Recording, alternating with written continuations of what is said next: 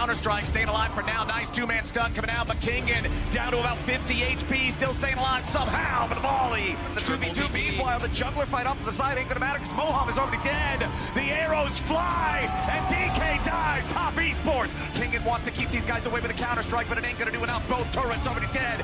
3, 6, 9. Tanking it up on the front line as Kingen is already down. Aiming focused up next. Top Esports take game 1. Well, the LPL and TES, they want to get a leg up over the LCK and hopefully get another team into those quarterfinals first. And they've started off on the right leg. Foot. The light foot? Whatever. Because they get the victory in this game, and I think there's quite a lot to talk about, even though it did only come down to a few fights. But there was an interesting discussion and discrepancy also in the way some people perceive the draft, right? Yeah. Because you saw, for instance, LS also commenting on like, oh, these are the elements in Dplus KIA's draft when we go into scaling, etc., that make this a winning draft. But you need a lot to go right for that to happen, it seems. Well, and they also, so DK went through with the swap, right? Which theoretically is great for them, right? You have this scaling composition. You want to get the Smolder through the worst part of that initial laning phase, right? You don't want to go up against that Ashe Braum. So I actually thought, like, in terms of understanding from the point they load into the game, this composition, it was a really nice look from Dplus compared to some of the compositions we've seen them bring out at this tournament. Yeah, and even though this game ended with, I think, an 11,000 gold lead, and 15 kills to 4. JackeyLove super fed. I thought it was really close. Yeah. So I actually thought this was a really close game because I do agree that the DK composition outscales, and there was a few like breaking points in the game that if they go a little bit differently, I think like the threshold of the comps just switches and DK would have ran away with it. And those like thresholdy fights continued to happen throughout the game. And the biggest one was the bot lane turret failed defense where they effectively got aced and lost a turret. But like that's a situation, like everything that even led up to that moment was pretty hotly contested. We're gonna pull up this clip right here and you can understand why they don't want to go down 2 turrets to 0 and they have a ward behind, so they think they're gonna pull off this double TP play. The execution is off though because the teleports come in late after the turret had already died. Yeah, they don't sync it up correctly and they could, like, if you have this composition, you want to wait and scale. Like, ultimately, losing that turret and backing off does not cost you as much as what happens here. And the setup for this play going into it as well was kind of something that I like to call the Tian special, which is they go for the 6 grubs, right? He immediately recognizes off of the bot prio or pressure that they've been able to put, goes down, takes that second Drake in the fight, which cuts DK's Drake stacking because they got first Drake.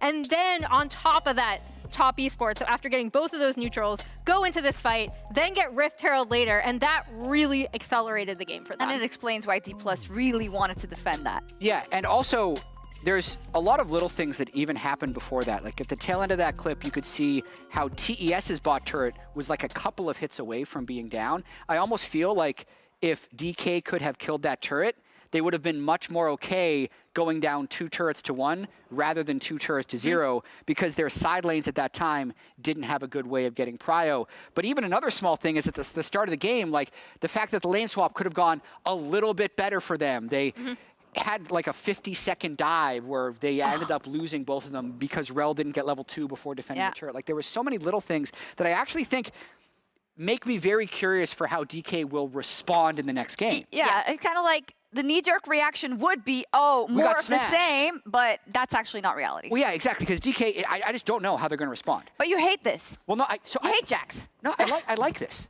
Oh. I like this from DK because I think that game was really close.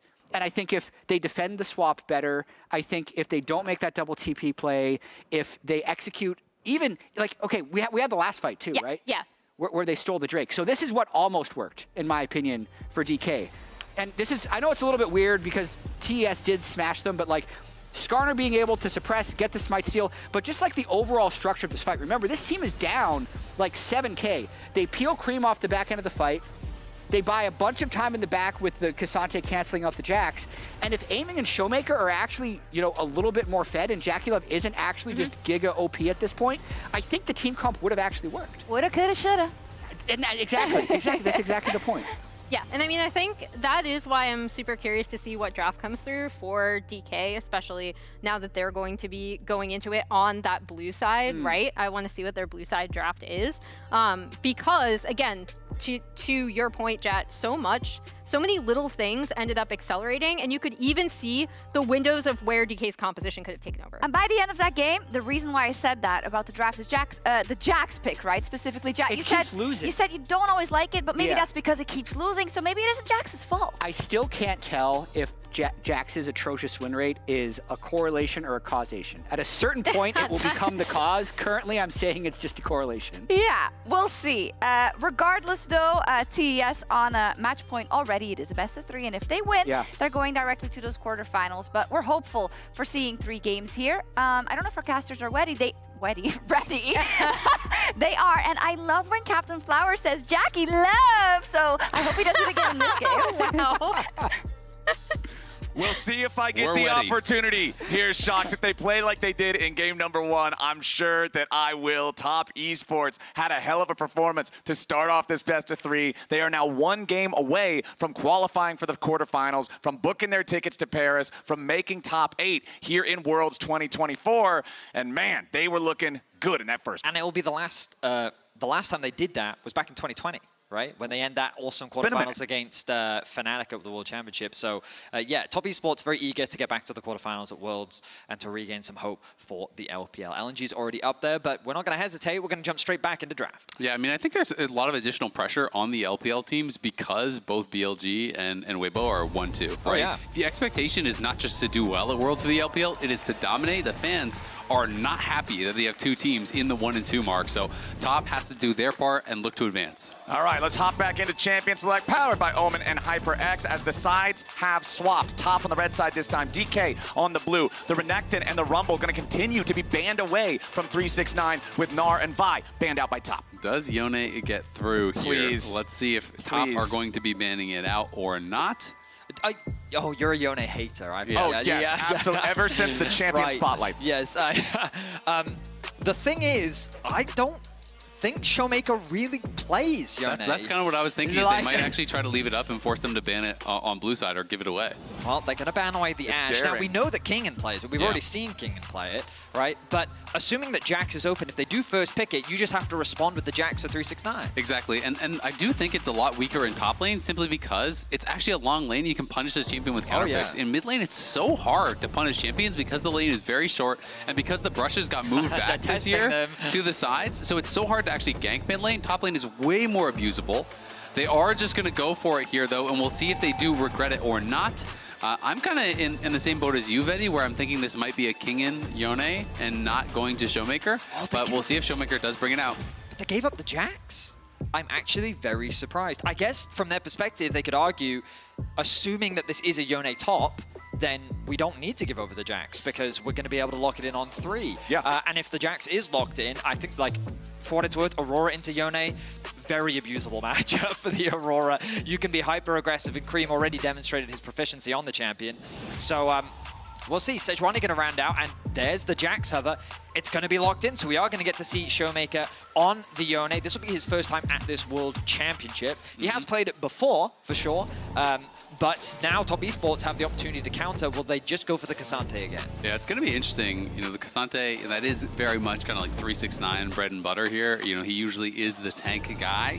But the top side for DK is nasty this game. You have Sejuani, Yone, Jax. Like, that is really, really strong. And when you look over at the top 3v3, it's like, there's just no way. There's no 2v2 you win. There's no 3v3 you win up on the top side. So that is going to be a real point of power here for DK. And we'll see if they can get their early game going. Because, again, that has been the point of strength for them in this tournament. It's been later when they've suffered. I'm genuinely surprised that they didn't prioritize the Jax. I think that by locking it in, it would have given you an answer in the side lane. Because now, like,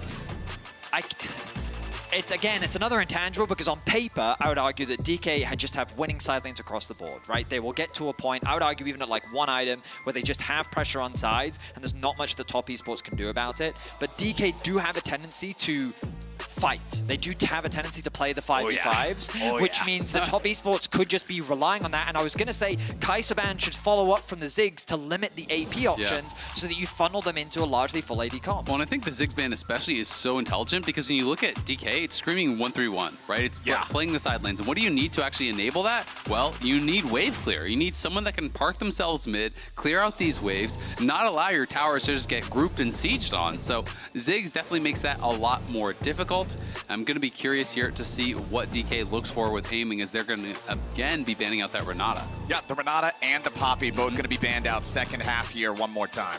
Might be the Smolder again, you know? Like, we already talked about the wave clear that Smolder provides. Maybe DK is looking to lock the Smolder just so that they can keep it mid, provide that wave clear later on into the game. I could see it, but then I just worry that similar things happen as last game, right? And it's like, if you do that, do you really want to have your Jax in a lane swap against K'Sante, right? Like, the Jax, I think, is kind of in a disadvantageous position oftentimes in that. And we'll see, as this time, Meiko going to be grabbing that Rell, so they are going to have some really powerful engage now. Obviously, Aurora can kind of set up for that Rell, but then you have an incredible follow-up with the Skarner, with the Rell also. JackeyLove, I feel like, needs some sort of a hyper carry, though, because as far as consistent damage, there's basically zero. Like, Aurora has kind of that shotgun burst that's up front, but you need a true hyper carry here. And the fact that they're leaving it to 5th pick does make me wonder, you know, if they're considering some more kind of risky options. Well, MF will definitely provide you with some wave clear. The follow-up every couple minutes. Yeah, every now and then, admittedly. The Leona follow-up with the Sejuani means that you've got good CC on the side of Dplus KIA. Ultimately, I like the direction of their draft. They are obviously very indexed towards AD. That's what I was going to say. Like, how worried are you about that? Because it's K'Sante, Skarner, and Rell. Like, for sure. Everyone just stacks tabbies, and it becomes very problematic. Like, sure, then there's CC from Leona and Sejuani to maybe try to force you to build mercs, but it's like, if you're stacking armor, I'm really worried about that. I still just feel like, though, that Yone just doesn't care. I don't know. They have some mixed damage on the soul laners, to be fair. Obviously, yeah, like, I mean, that's the thing, right? And Both Yone and Jax, I mean, they do magic damage too, right? Like, it's not quite a 50-50 split. But they have some mixed in. Yes. So the Kalista's going to be the round out. I am a little surprised, I will admit.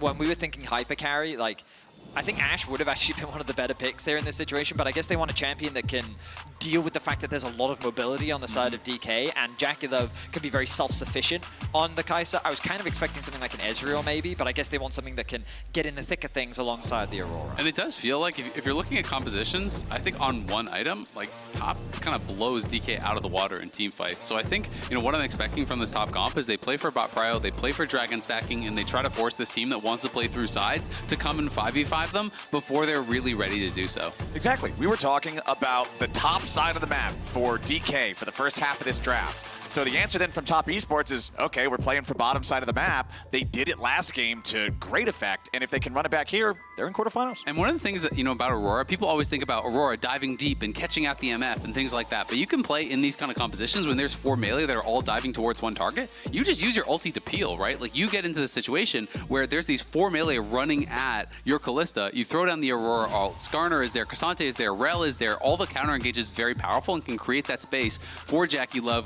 We saw what he could do with that space in game number 1, and we're going to see if he can get similar things done here in this second game. Exactly, and not just the ulti too. Remember that Aurora's weirding is an 80% slow for a melee champion. I prefer not to remember that. Obnoxious to do. You sound like a melee champion who has laned against Aurora before, I am a melee champion. I played a Volibear top game the other day. I was like, this sounds fun. I was playing against Aurora. It wasn't fun, let me tell you. Not very fun, my friend. All right, let's see if DK can have some more fun in this one than they did in game number 1. Even this series out and take us to a game 3, or if Top Esports is going to just sweep their way into the quarterfinals. I think the answers to Yone have not been it. Okay. My opinion is that crowd control is the best way to deal with Yone, because he is a champion that is not allowed to build Merc treads, basically. So there's like a big opportunity that CC kind of has extra value in a sense, because how many champions can be flecked? Oh, hang on. Meiko face checking a brush, tries to crash down over the wall, gets frozen mid-air, but escapes. That's what matters. Record scratch, freeze frame, whatever you want to call it. I got here. But all that really matters is that I got out. Yeah. Now, I know some support players will sit there and go, worth, I now have Hex Flash. the point that I was setting up Upgraded. for was I'm curious if this is enough crowd control to deal with the Yone. Because I agree with your point about how Aurora's ultimate can be an effective tool. I think that Rell, with a good engage, can make it annoying for Yone for sure. And then also Skarner's target focus can be crucial. So they definitely have resources to make life difficult for the Yone. But the truth is that so far at this World Championship, whether it be on side lane or team fights, this champion has been problematic. Yeah. And he always finds a way to have an impact. I mean, I fully agree with you, and that's kind of the same song I've been singing, is that CC is the answer, but I'm also of the opinion that it's not a good enough answer. And that's kind of the thing, is that it's like, at the highest level, there's so many ways to play around it for the Yone. You know, if you're thinking about like playing into a Rell or a Leona, you're like, oh, just stand on your AD carry, and then when he goes in, stun him. But then all of a sudden, Q3 knocks you up. The ulti then knocks you up. Like, there's all this CC. If you're standing too close to your AD, looking to peel, then you can get caught in that CC as well. The E can be used as a CC immunity when you're snapping back if you time that. You know, so there's all these little tools that pro players at the highest level have to be able to answer with CC. And so it can be really difficult to deal with the champion, even when you draft for these intelligent choices, which I agree, CC is kind of it. Now, we're seeing push be gained by DK in both top and bot lane, which is a little different from what we saw in the previous game, where the pressure was being put onto them, which means that this gives Lucid a little bit more agency and options in the other game. Not that I expect anything too creative in a Sejuani versus Skarner matchup. Ooh, immediate jump in. The Zenith blade from Moham is a mistake. He goes too far forward. A massive blunder from the DK support. I mean, it feels like he just forgot about how Rell works, because Rell's going to flip you in. Like, yes, he maybe wasn't initially in the tower range, but he's just going to get dismount, flipped into the tower, stunned up, and Moham gives over a freebie. That is rough. Ooh, nice engage coming up from Kingen here, trying to use that Counter-Strike to lock up Creme, who dies to the proc on the E snapback. Beautifully done there, comboing with ShowMaker and Kingen to get DK on the board. Kingen with good pressure in the top lane, finds a window to roam down to mid, and Creme, being a massive lane bully in this matchup, leaves himself susceptible to Dplus KIA finding at the very least a trade kill. Ends up being a 1-for-1 on the map. And I just think it's so smart from Kingen, because he gets the push top. Sure, he could have based and just walk back to lane, but if you don't feel that you can really realistically pressure the K'Sante anyway, it doesn't really matter, right? If you miss a CS or two there. So the time spent is actually still beneficial. Even if they didn't get the kill and he just forced out a flash from Creme, that gives ShowMaker so much more agency, so much more comfortability in this kind of a range versus melee matchup, where it's up to Creme to non-stop pressure and punish this Yone for every single CS. And you can't do that when you're missing your flash. Completely. You're completely right, Azel. And like, I was gonna talk about how like you can see how oppressive it is, specifically because what makes Aurora brutal is her 3-hit passive applies on both abilities and auto attacks, right? So even if she has things on cooldown, she can still look to try and bully you. But now Lucid looking for a gank. Creme trying to get away from that Sejuani, play towards the other side of the lane. Meiko and Moham also both making their way up into the mid lane. Scrap, nothing really to come of it here for either side, as Tian now also showing up. I mean, Top knows that Creme is really in a difficult situation now, and that is why they have 3 members here covering him, playing around him. They're clearing out vision. They're dropping pink wards. They know how he has to play the matchup to be successful, and they're going to try to enable that as best as they can, as just kind of trading back and forth here. But neither top laner has base, so there's not really a lot of oomph behind these attacks here. There's probably not going to be some for a while. I mean, the trading in general between these two, it's going to be a pretty even lane state, I feel like, unless somebody else gets involved or Jax commits the cardinal sin of getting too close to K'Sante post level 6 near a turret. Forgetting how K'Sante works. Yeah, one of those tough ones here in League of Legends. But honestly, a very, very even early game. 5 minutes in here, very close goal between the two squads. Now, we didn't see it, but the cleanse was burned from Aimling in a little 2v2. Whoa. And look at that, nice. The mind games from Meiko. Procs the Q, threatens the flash, and Aimling says, I have to respect this, I'm going to flash away, meaning both summoners now gone for Aimling. Exactly. Without that cleanse, if you get Q flashed into the crashdown with Ignite there and everything, like you're just dead, right? So really smart play there from Meiko, steps forward, forces the summoners, and now MF is going to have to get out of that lane, so they're actually going to send MF up towards topside, potentially look to try to play towards those grubs, as DK did give all of those up last game, and we'll see if Top does match the swap here and look to brawl. Ooh, Lucid. Nicely done there, stopping Creme's recall. And look at the wave. The wave is so screwed for Creme right now, but he doesn't have flash and he has no TP, so it's very difficult because that's actually stopping his recall to try to fight for grubs. So that alone may mean Top can't actually contest. It's funny because if you were to just look at the bottom of your screen, the gold would be very similar to what we saw in Game 1, where the only advantage that Dplus KIA have in terms of gold was from that mid lane, and DK have done a great job of playing around ShowMaker to help him get through this laning phase, but now there's a brawl around the grubs.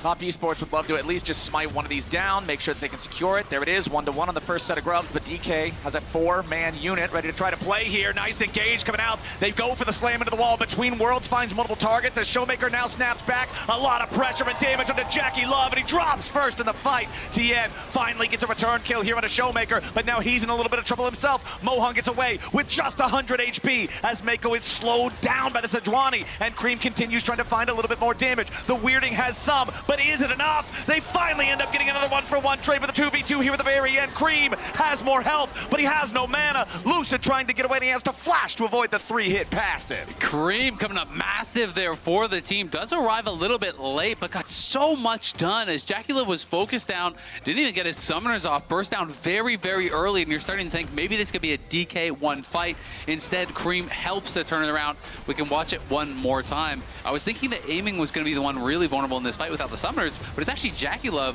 that they land this targeting on here. They flash forward, look for this engage, and Lucid on the other side just finds him. Moham is there with the follow-up. ShowMaker comes in as well, and DK are able to burst down the Kalista. And now the fight becomes even more extended, so Tian's able to finally shut down ShowMaker. The problem is then Tian needs to run away. Moham is tanky enough with the W active. The top esports realize they need to disengage. And this is the slight overforce from DK, because they sit there and think, oh, we can re-engage onto Tian. And they're able to get that kill, but then the re-engage comes back down onto Aimling as well. I think the saving grace here for Lucid is that Creme literally runs out of mana. He is forced to flash away regardless, though, and it ends up being a 3-for-3 on either side. I mean, Creme was just sitting on the Haunting guys. He had no mana items whatsoever. So, in that extended fight, yeah, you do have that ramping damage, but at the same time, he goes fully that is the cost of this type of build. Meiko clearing out the ward in the pixel brush as Tian makes his approach. There is the ultimate available for the Skarner. You always have the extra ability to tunnel through these walls, get some creative gank angles, but Lucid is hanging around here too. Could be a full-on 3v3. Tian tunneling through the wall and then immediately backs right back out. He's just digging his way through the wall, checking out, seeing what's happening on the top side of the map, realizes he does not want to unburrow and instead goes back to the safety of the river. 369 getting a bit of pressure onto the bot side of the map as Creme makes a quick base. I thought that he would have enough gold to actually get his item, but apparently not quite yet. We are, of course, only 9 minutes into the game. Dragon's still up. I mean, 8 kills in 9 minutes is pretty bloody. That fight in the topside river had a lot more bodies on the ground than a lot of those fights usually will. Yeah, absolutely. I mean, we had a kill in the bot lane 2v2 as well, plus a gank mid, able to get a kill there. So it has been pretty action-packed thus far. DK trying to utilize this triple melee topside with the Sejuani. They know it's a real point of power for them. They want to be looking to scrap and really force TES to try to outplay them. And that's what we were talking about back in Game 1. That's what we were talking about in the Champ Select for this game. They need to take advantage of how good they are in the early game, how they can build these advantages with their mechanics, with their individual skill, and set themselves up for a better spot. Nice engage there. The lockup on JackeyLove. Moham needs a little bit more damage to secure the kill. Jackie's still kiting. He gets away with sub 100 HP back underneath the safety of the turret. A nice engage from DK, but great peel there from Meiko. Normally in that situation, you wouldn't want to be using your ult and everything on the support, but Moham would have been able to chase down and kill off JackeyLove there, so it's the only way to keep him alive. But still, good proactive stuff here from DK, just connecting on JackeyLove with the very edge of the bullet time. You're seeing the strength of getting that BF sword in the 2 versus 2, but 369, this is a kill angle. Yeah, he's going in, wants Kingen here, flash to follow, jumps right back in with a little bit of footwork, and the Intofo strikes, bury Kingen in a 1v1. 369 with a very valuable 1v1, finds the outplay. Kingen didn't have the HP or the mana to continue the trades, and I think 369 did just come off the back of a base. You look at the item discrepancy, and yeah, it was an easy pickup for 369. And had a really good Game 1. He had been getting a lot of criticism, especially from the LPL fans, about his performance at World thus far. So important for 369, having a bounce back game. Not only does he get the kill, he gets a plate off the back of it, procs to demolish, already had the sheen as well.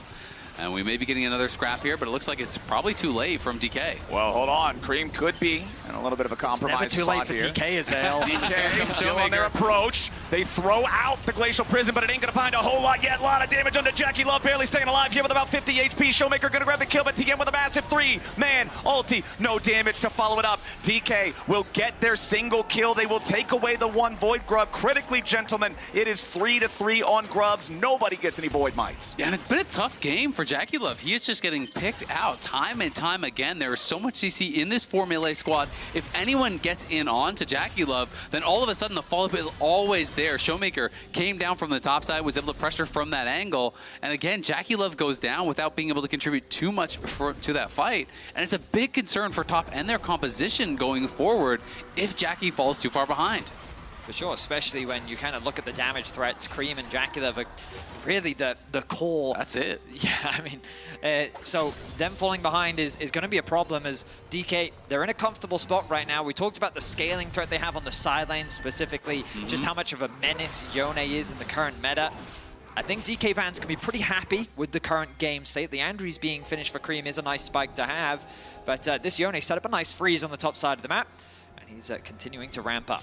Yeah, if we're talking about item spikes, there's quite a few coming through right now. Hold on, we'll talk about them in a second, unless this turns into something absolutely crazy. There's your Wombo combo with the engage, the E-stall impact from Tian, followed up with all the CC from Meiko. Vedius, I believe you called it, my friend. Yone doesn't like CC, and Top Esports have figured it out. I mean, that's the solution when you're having to deal with a 1,000-year-old samurai. Just impale him into a wall with a giant scorpion from 1,000 years ago as well. Just 4v1 him under his tower. Yeah, it should just be his team. simple, It's pretty easy, simple. yeah. Come on, guys. Why didn't anyone else think of that? Top Esports coming out on top yet again. They're going to grab themselves almost a 1,000 gold lead here. We still have a little bit over a minute until we get to the Rift Herald and that next neutral objective spawning. The second Drake of the game, still first Drake of the game, I actually should say. I was expecting it to have been cleared already, but it did not happen. So that first Drake still live. Cloud Drake in the bottom half of the map. What I was going to touch on before we got the dive, first item power spikes are coming in for a lot of champions. You've got the Zeeks for the Sejuani, Heartsteel again for the Skarner in this game, along with that Bloodthirster for the misfortune of aiming that is 2-1-2, as Moham could be in a bad spot here. Crash down plus the weirding, a little bit of damage on that one as Kingen has to get away back underneath the tier 1 turret in the bottom side of the map at the same time with the bullet time flying in over the top. A lot of damage onto Creme, beautifully punished from DK as Top chased a little bit too far, but now what is this? Lucid nearly caught out there thanks to the Skarner ulti, but a flash into an Arctic Assault back over the wall, and now JackeyLove is once again in the sights of aiming, and DK, one more shot to the head, and Jackie's out of there. Aiming still fighting as Tian tries to get the last little bit of damage onto Lucid to make this one a 1-for-1 trade. While ShowMaker chases after Meiko up in the top lane. It is a chaotic game too. The skirmishes are just going in the favor of DK across the map. I mean, Leona is annoying because even if she face checks, W gives you all these resistances, but then she holds onto the Aftershock until after her W wears off, and then she stuns you, and then the Aftershock procs, and it's just like, oh, this champ is way too unkillable. And then even though they thought they caught Lucid out, they also didn't have enough damage. JackeyLove is very far behind right now, and Top Esports going for these skirmishes when they're just not strong enough. Yeah, I mean, this is just a bit of an overchase, right? They do catch out Moham, but at the end of the day, as you say, you know, he has so much resistances here, and ShowMaker's able to come in from the top side. They turn immediately as ShowMaker and Aiming do arrive, and then over on the other side, Jackie, not enough damage to actually finish off Lucid, and he just lays a trap with this ward. This is really nice play around that ward, just utilizing the vision as soon as he comes around there. He didn't even have cleanse available. It was up in about 5 more seconds. So great timing. They find the pick. And it's been really good play in this game, too, from DK. I think even though the gold is actually in the favor of Top, I think they are very far ahead. Just looking at the goal difference between these two AD carries, it's a 2-threat team, and you only have 1 threat. Yeah, not a great sign for Top Esports for the current state of JackeyLove. As you can see, the Rift Herald is now on the map. MasterCard Lane Economy snapshot showing you, yeah, it's a huge advantage for aiming, but also a massive advantage for 369 in that top lane 1v1 that we haven't really seen a whole lot from after the solo kill. Now the Rift Herald is the target for Top Esports. Moham and Lucid walking up. Lucid wants to be able to challenge here for the flip, and he steals it away. Beautifully done with a bullet time in over the top. It's not going to find a whole lot of damage as ShowMaker tries to jump in. He resets his position and gets back away, but Lucid's going to be killed up first as Creme tries to disengage. Kingen in the middle of everybody with a counter-strike, but he ain't going to find a lot. 369 is on the hunt as Moham and Kingen try to get out. Tian still chasing. Moham's about to drop. DK lose 2 men. Yes, they might have stolen away the Herald. They do end up being able to pick it up thanks to ShowMaker. Yeah, and this time ShowMaker actually going to TP back, and he's looking for Jackie. He's ready to keep going. On the front line, though, with Kingen, they aren't going to find the target they're looking for. DK, though, they summon up the Rift Herald here in the mid lane. They claim the tier 1 turret, and now ShowMaker is just going to take an Uber home. Or does he drive it up into the top lane instead? He might be able to swerve this one. Let's see if he can connect. Yeah, we'll see if he can actually make it all the way there. It also might just expire. Creme, All right. Unlucky. It hit the curb, unfortunately, and it will walk in and just die, but good TP back from ShowMaker. He barely survives and is able to TP back and make something from nothing there. They get the tier 1, and not only that, he forces out the flash from JackeyLove, because this is one of the first fights where they really couldn't reach the top AD carry. Yeah, I mean, it was surprising to me that Top Esports turned this fight around, and I think crucially, I'm going to keep my eyes on 369 because there's this front line that kind of carry a nice ulti from MF, but it doesn't actually connect as much as I thought it would.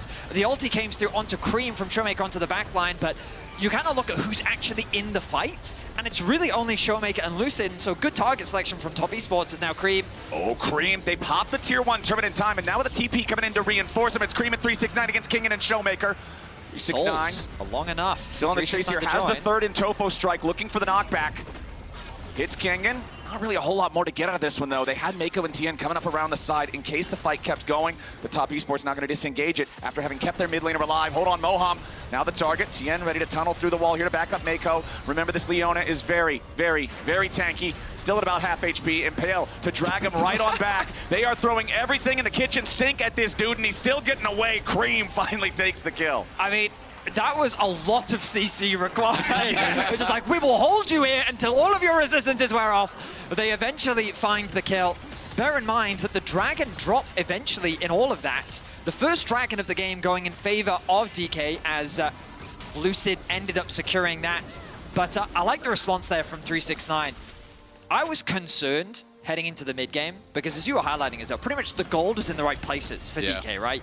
Your ShowMaker's in a good spot, aiming is really far ahead, and you think coming into these mid game fights, as long as these carries are strong, then it doesn't really matter. But 369's presence is very much there in the team fights. This unmovable wall that is just being obnoxious and buying peel and time for JackeyLove, I think is crucial. And that TP into top lane, keeping Creme alive, is just another example of that. And the itemization is exactly what we were expecting from 369 as well. You can see the Thornmail just now being completed alongside the Iceborne Gauntlet and the plated steel caps. Yes, you have the mixed damage from Jax and Yone, but it's still massively favoring physical damage overall, and this guy is just built to endure that. Yeah, and it's so many auto attacks, between these champions, right? And Tabby's are just going to be able to straight reduce that. You can see the armor is starting to get stacked up here by Tian. Did have to give some respect over to the amount of CC, obviously, that there is. Sejuani, Leona, Jax, there's a ton of CC there. So yes, Merc Treads are still obviously, pretty strong, but I wouldn't be surprised to see him go into something like a Frozen Heart next or a Randuin's, and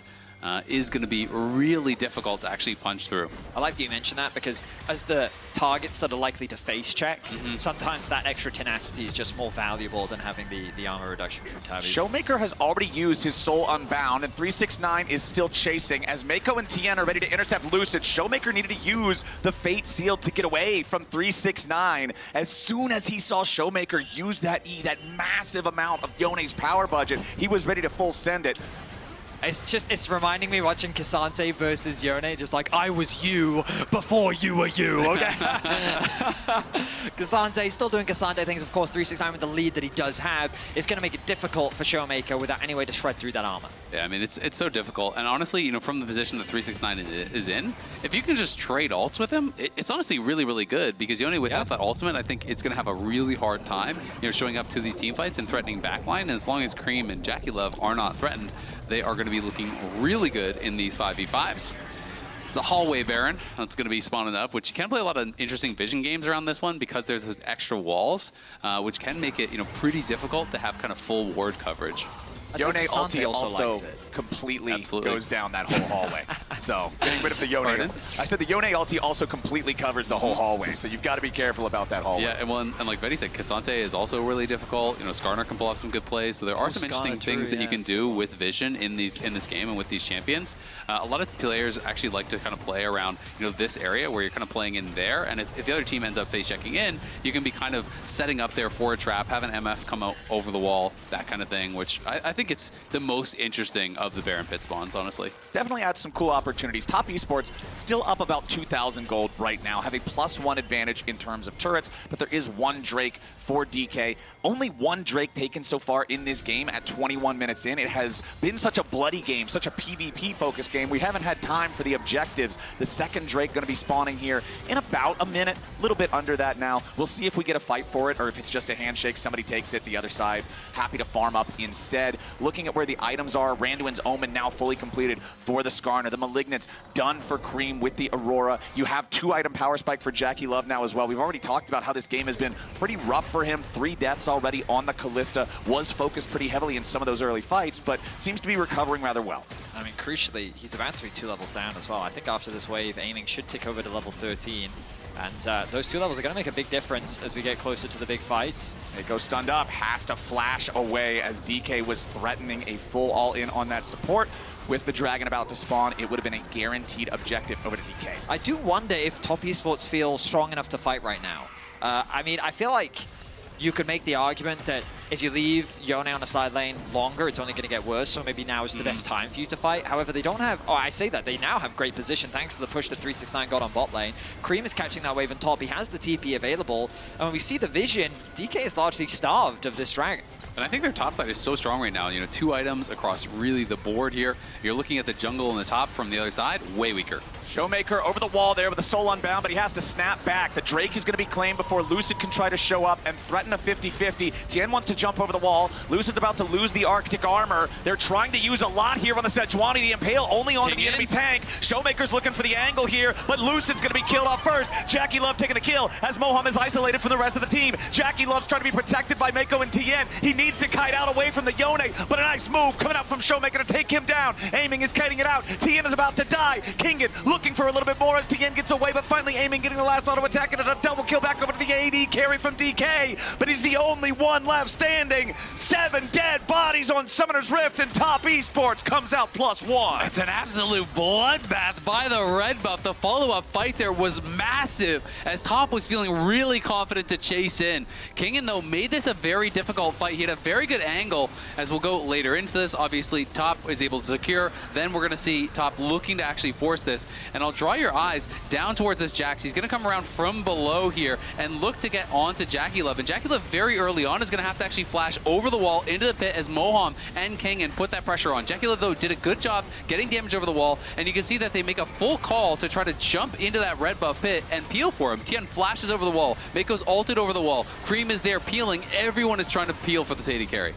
And then Aiming, nice use of the ultimate with the flash there as well. Unfortunately, it kind of cuts him off. If he'd ultied across the red pit, I wonder how much damage that would have done, but he made the decision to instead shut down Creme to eliminate that threat. Lucid could be in a compromised spot here, but he has enough time to get away before the rest of Top Esports show up. And it looks like Top is starting up the Baron. This they want is to force TP from Kingen. A little dicey, yeah. They want Kingen's attention here. There is vision in that hallway near the Baron pit. Lucid is around. There's the TP. Top Esports now turning for the fight. Lucid's going to be the focus here at the start, taking a lot of the damage between worlds, ready to drop and try to keep DK in place, but Kingen has already killed JackeyLove. He'll be traded back. Lucid is very low. He's already going to be killed now as 369 goes on a killing spree. Over the wall he goes to bring back another one on DK's side. A double kill for the Cassante as he tries to get away, but ShowMaker is making plays on Top Esports. DK is ready here in this second game. Top Esports skipped too many steps. There was too much vision and angles for DK to approach from, and Kingen with a fantastic TP flank is able to come in from behind. And look, they're TPing back in. They're going to start this Baron off. Yeah, I mean, they wanted the TP, and damn, did they get it. Kingen came in and just killed JackeyLove off for free to start the fight, and now it's Creme versus 3 to try to stop the Baron. Creme even flashing over the wall there to escape ShowMaker's Yone. Top Esports draft hubris is being punished. ShowMaker is showing them this Yone and why you do not let it through. They are focusing JackeyLove so well. Kingen on the Jacks, always looking to isolate him, always looking to beat him down. And DK have earned themselves a Baron.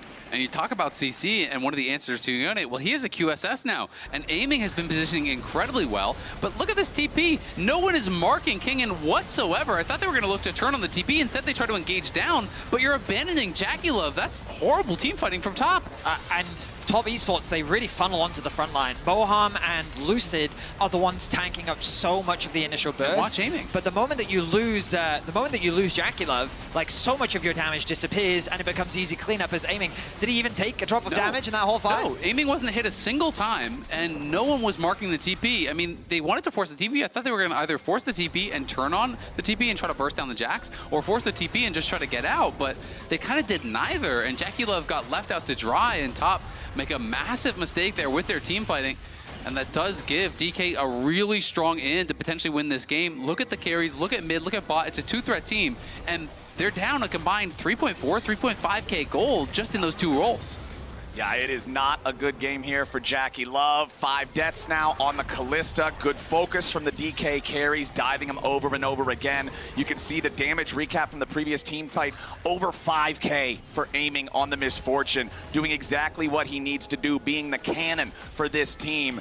You can see your goal difference over time was feeling pretty good for Top for quite a while there, about 10 straight minutes where it was in their control. But now it's DK in the driver's seat. They've got these two great split-pushing champions, and they've got 90 seconds to bulldoze some structures inside lanes. I mean, there's just a lot of standing goals for DK to just grab, and that's exactly what they're going to do. Lucid continues to, like, it looks like he's getting caught, but he can tank so much of the damage up, and it forces Top Esports to overextend again. Tian missing the Impale. That one's going to hurt as ShowMaker has to reset his position with the Soul Unbound. He popped the QSS to get away. Moham's going to keep the fight going. Bullet time gets Tian very low, but he ain't dead yet. Still burning to the Ignite. Barely survives with about 50 HP left. Nobody dead on either side here. So just a number of ultimates traded. Moham ended up losing his flash. Looks like that...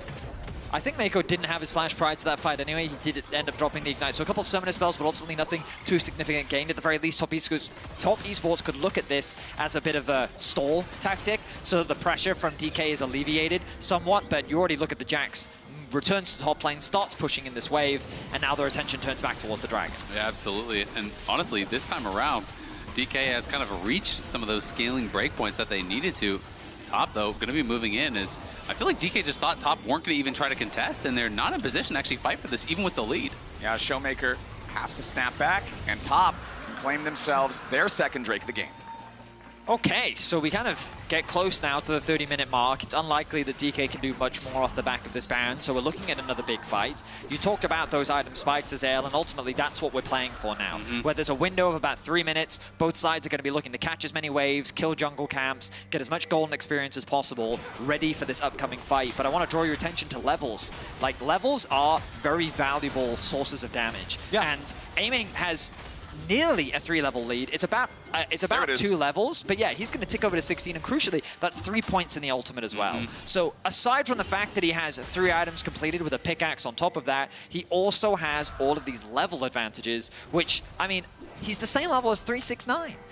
And so the levels alone, I think, already make things difficult for Top Esports, but there are certain breakpoints as well in the sense that ShowMaker now becomes a lot harder to kill. Azel's already highlighted the things like the QSS. Jax is at a point where there's no way Kalista can do anything against this Jax. Yeah.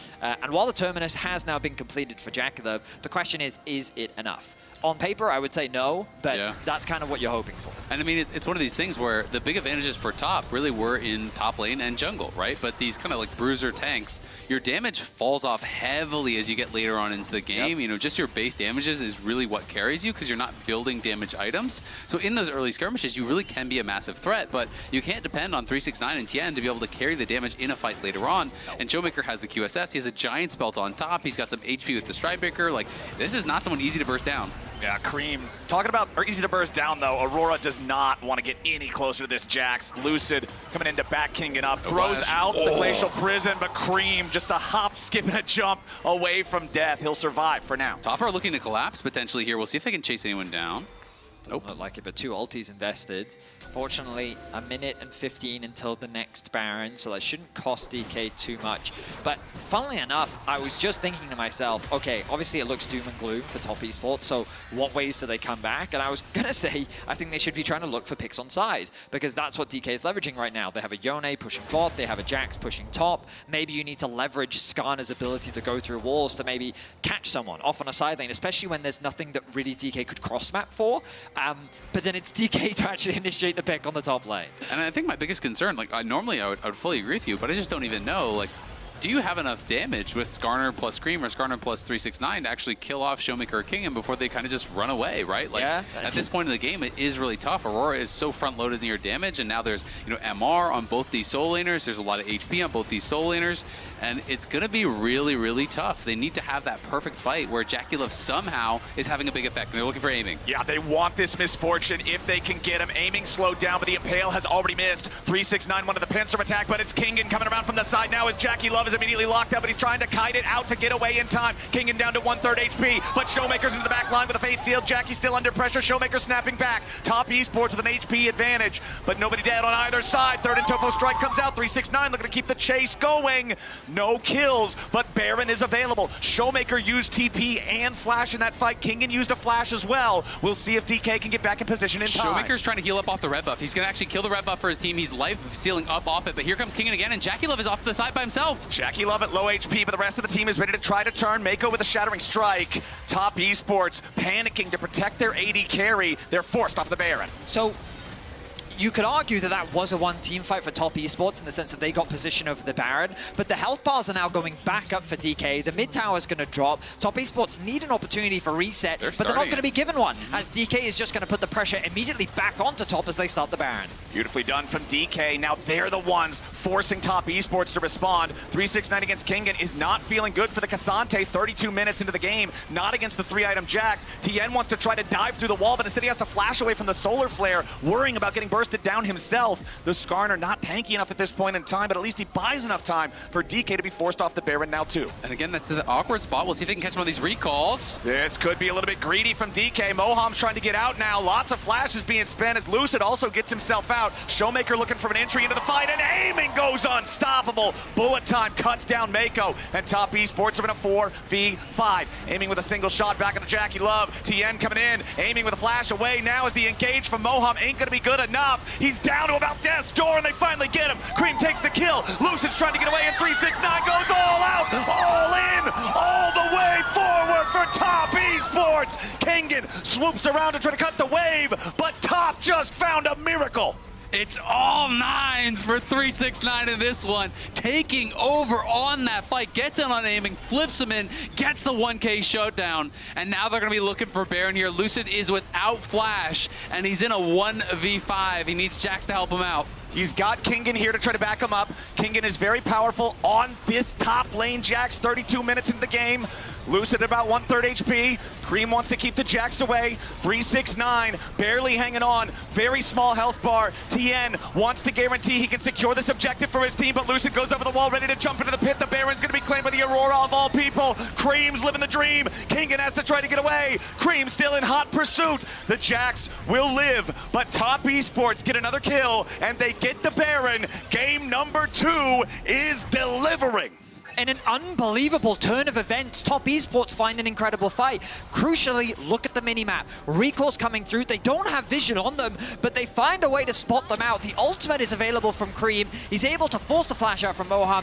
They engage onto Lucid, and the Jax is still pushing top. He's saying, DK, disengage, disengage, let me push. And as long as DK do disengage at this point, they're fine. But Aiming oversteps. He steps too far forward, and top esports find a window to engage. Yeah, the early Ren there, you know, from Jackie slowing him down, forcing out the flash, and then 369 gets in with the Pathmaker. The third and Tofo strikes, knocks him up, knocks him down. That is a huge play there from top. And honestly, a great read. You know, they saw them walking through the river, just had the read that they might be going for a recall in that brush. If they're not, it costs you nothing. But they were, and they get that catch, and they turn the game around, and now they're on the push. All right, back to live. We'll see if top has the firepower to keep this going. Jack Show completed for JackeyLove will help him against this Yone and Jax trying to dive onto him, but it's still just a single tank item against two very fed divers.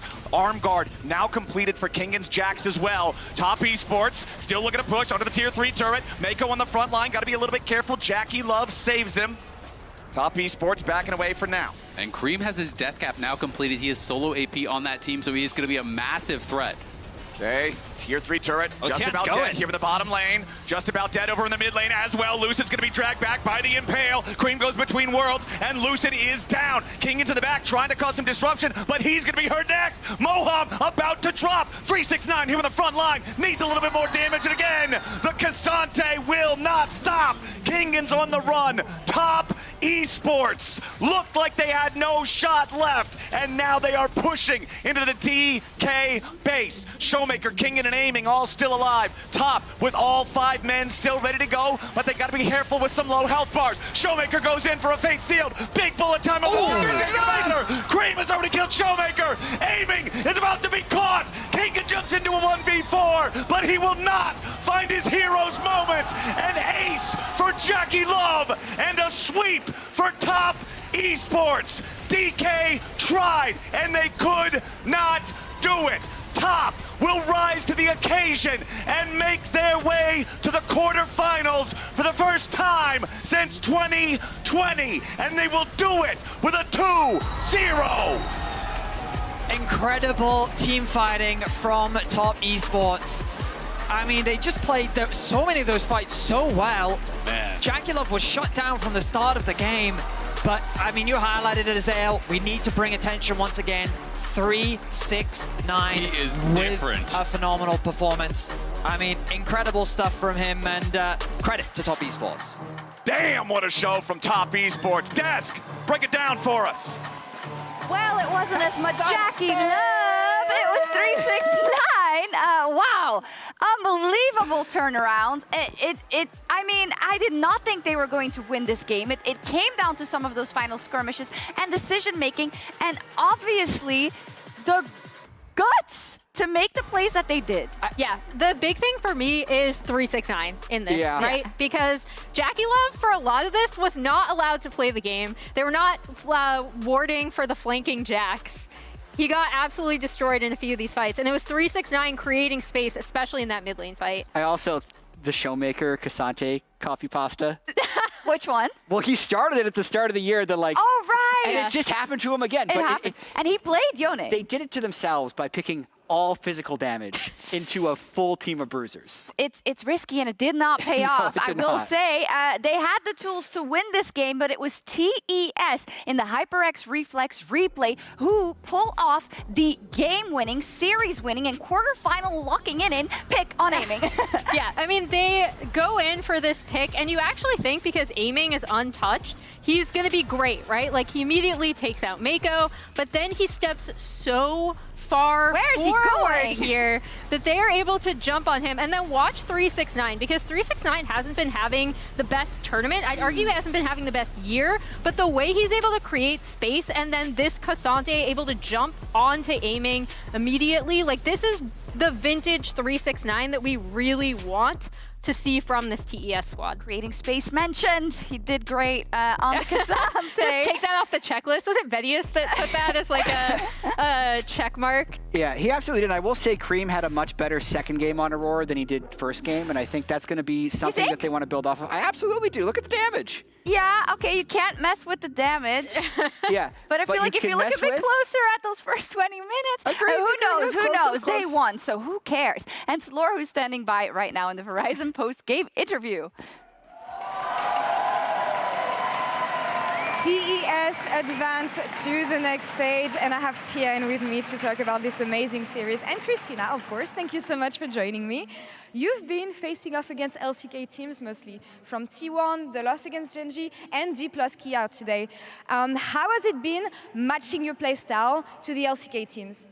好的，恭喜你们滔博成功的晋级到了8强。我们邀请到的是小天来到赛后采访。那在目前为止瑞士轮赛的你们所遇到的对手大部分都是 LCK 的队伍。那首先是赢下了 T1 之后，可能有点遗憾输给了真 G 之后，今天呢又赢下了 DK。所以总体来说，你觉得你们的这样一个游戏风格和 LCK 赛区相比起来是怎么样的呢？我们队伍的话就是比较偏向于打架吧，然后我们也不是不擅长运营的队伍，所以我觉得我们还是有在某种方面来说还是比较全面的。相比于 LCK 的话，我觉得我们的选角可能会更进攻一点。So first off, I think we tend to take team fights, and I don't think we are a team kind of who excelled at playing around macros, and also in terms of the bumping strategies and the champions we pick, I think actually we are kind of all-round teams, like that. And you've all been playing super well, and you especially, Tian, not only during this series, but during Worlds and throughout the entire season. And when people talk about you, they say this might be your best season yet for your entire career. I know that consistency is something that you've struggled with in the past. What has been different for you this year? And do you feel like it has been your best season? 那小天选手一直以来都是一个发挥比较出色的选手，但是这个赛季，特别是人们对你的期望是很高的，大家都会说，现在这个赛季会不会有可能是你最好的一次的，包括今年的表现以及整个世界赛的发挥？那你现在觉得今年以及世界赛上会不会是你将有可能是最好表现的一年？无论大家怎么看吧，就是我一定会拿出我们最好的表现来，在这个赛场上留下这个回忆。So no matter the other people's how they, what's their opinions on us, and this year I would like to try my best and try our best in terms of my playstyle and also the whole team. We are going to prove it and show it. Absolutely. And moving forward, you're going to come back to the place you found the most success, Paris 2019. What are you anticipating for quarterfinals? 那接下来你们将要进到巴黎去打8强的比赛了。那巴黎这个地方也是小天选手曾经留下过在世界赛上最成功的记忆之一的地方。你捧起了世界赛的冠军，那对于下一个赛段去到巴黎有什么期待吗？大家巴黎见。See you at Paris. See you in Paris, indeed. Sheshe, thank you so much, Tian, for the interview. Christina, thank you so much as well. Top Esports advanced to quarterfinals. We'll be right back in a few minutes for Hanwha Life Esports versus FlyQuest. Stay tuned.